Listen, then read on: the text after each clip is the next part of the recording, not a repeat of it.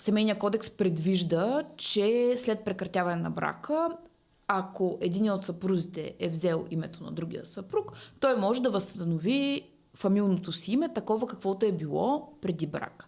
Тази редакция на закона обаче, може би ще е интересно за нашите зрители да чуят, че не винаги е била в този вариант.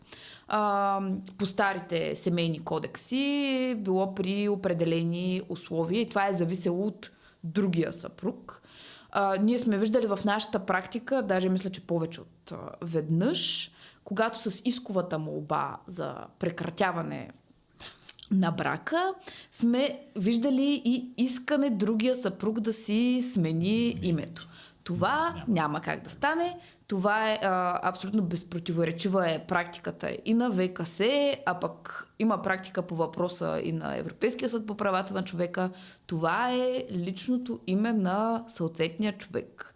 Няма как някой друг да се меси в това какво име той ще носи, било то и същото като неговото. Вече е станало негово име, той може единствено да избере да си върне старото, само ако той иска. Да. Няма как по искане на другия съпруг, който е носител на това име, да се случи. На някой може да им се струва житейски несправедливо, но всъщност има своите правни основания, често и житейски, защото когато брака е продължил много години, този човек в цялото общество е известен с това име. И той може да иска да продължи да го ползва.